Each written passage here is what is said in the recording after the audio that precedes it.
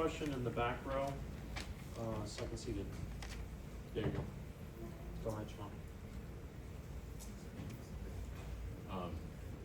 Just that stretch you had there at the end, in the block, the diving on the floor, the turnaround jumper. Your teammates just kind of said how those winning plays kind of helped spark the will in the win. Just kind of how much did you want it to kind of seal that? What were you feeling those last moments that you kind of wanted to put this one away? Nothing. I was just trying to compete. I think I came back with like 7 minutes to go, 8 minutes to go. I don't remember. I was trying to get my rhythm going. And I feel like, sometimes to get your rhythm going, you gotta start defensively.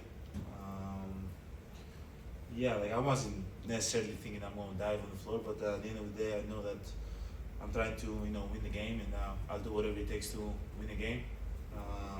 And I'm happy that I did, because I feel like it translates to the whole team. That you got to do whatever is necessary to, close this one out. And I'm just proud of my teammates. The way we started the game kind of set the tone of like, we're here to compete. Down the stretch, I feel like we could be definitely better in executing.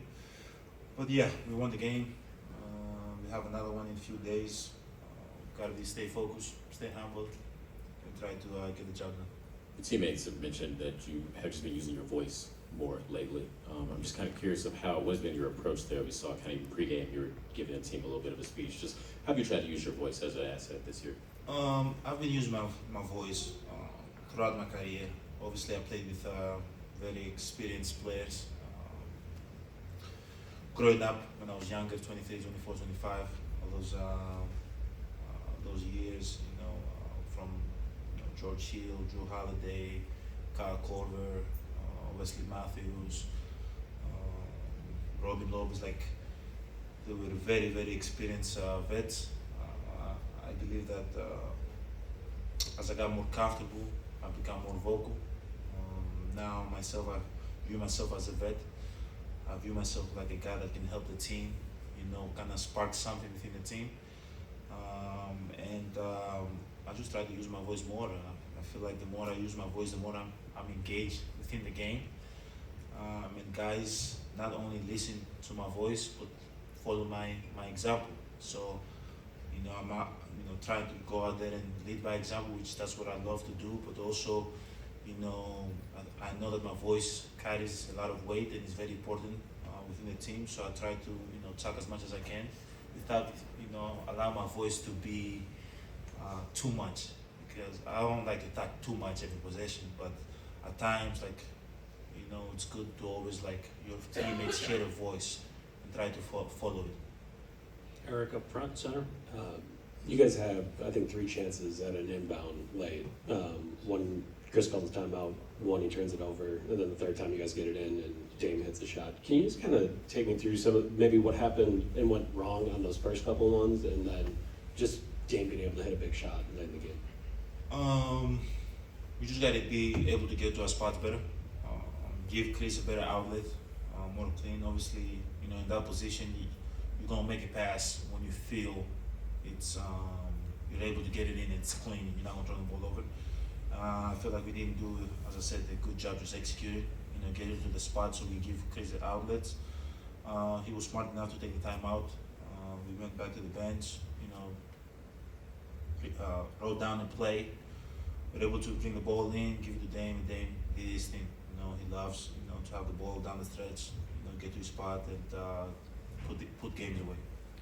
Offensively, you had the turnaround jumper, and then you have that assist to Brooke. They were throwing some different defenses at you, different coverages, stuff like that. How'd you kind of find your way through that late in the game?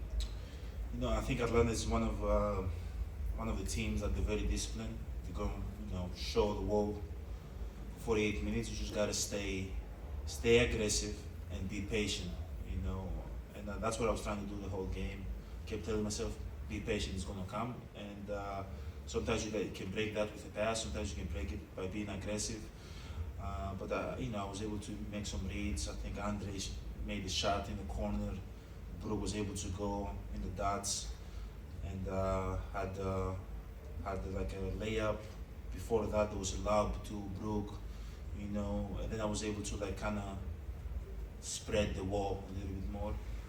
And then I got to my spot. That's pretty much it. At the end of the day, like as a player, as a leader, you gotta stay patient. Sometimes it's gonna come, sometimes it's not gonna come. And I'm happy this game it came. We're able to close the game out. On your left, Jim. Yes. I know you and your teammates like to do one game at a time. Like there's no, when there's a big game, but it's one of 82. This next one, it doesn't count in the standings. The stats don't count. It's literally to win a championship. So can it be a measuring stick of sorts, regardless if it's OKC or Houston, to kind of show you where you are with one of the better teams in the West, getting through the cup in that way? Can you view it that way because it is sort of a standalone game? Yeah, I'll be very honest with you. I've watched OKC, I've watched Houston play. I don't know exactly where they are in the standings. Doesn't really matter. What matters here is that you gotta get the job done. I think the conversation within the team is that nothing matters, only win. Stats don't matter. It doesn't add a win or a loss to our record. Nothing really matters. How many shots? If you go 0 for 15, if you go 15 for 15, it doesn't matter.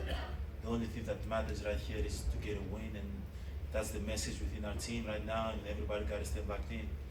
Everybody got to stay locked in. Job's not done. Tim here in the second row. Giannis, can you take us through the block shot on the lob? I know Brooke was there with you, but you obviously were pretty emotional after you hit the floor afterward too. Just how big was that moment in the grand scheme of things? Just winning plays. Just got to keep on doing things to help your team win. Sometimes it's going to be a block, sometimes it's going to be a shot, sometimes it's going to be a pass. It doesn't matter what it is. What matters is, just being able to be selfless, sacrifice your body, your own ambitions, goals to help your team win.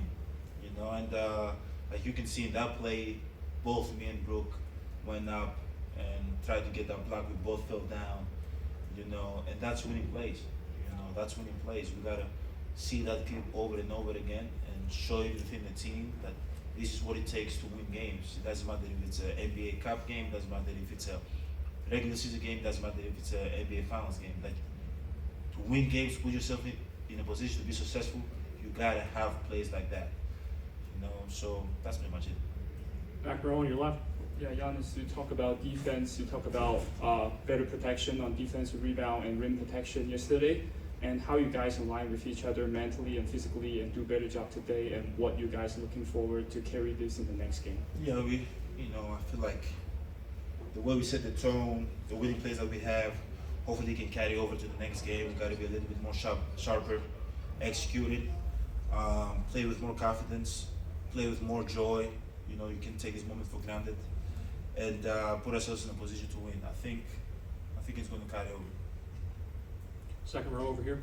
Giannis, I think you visited the EuroLeague Final 4 this year, right? Yes. And how close is that to the tension that you saw there? And is there a chance that it's going to be someday like there? Yeah, that was my first Final Four in Berlin this year. Obviously, the atmosphere is a little bit different, with the crowd, with the Biakos, Panathinaikos crowd, Fenerbahce crowd, Real Madrid crowd. It's kind of different. I wish we had that atmosphere in the NBA, but we don't. But the intensity within the game, I think, is pretty much the same. Everybody understands that it's one game. You have to play well. If you don't, you get knocked out. So the intensity within the game from the teams, you see high level of basketball. Teams are competing. As I said, the intensity is high. So in that aspect, it's pretty much the same. The only thing that's different, I believe, is the atmosphere, which I wish that the NBA could have that type of atmosphere here. Last question over here on the right. Hey, Giannis, back here. Early on in the game, Dame talked about how when the Hawks are playing fast, you guys match that intensity to play fast and kind of pick up the tempo. But in the second half, especially in the fourth quarter, you guys settled down, and you and him in particular really settled into that two-man game and that pick-and-roll game. How would you describe the evolution you two have gone through this season in that pick-and-roll and that two-man game? We're feeling more comfortable. our chemistry is the best it's ever been, and at the end of the day, it takes time. You know, I feel like a lot of people had such a high expectation from us from day one to be the best duo to ever play this game.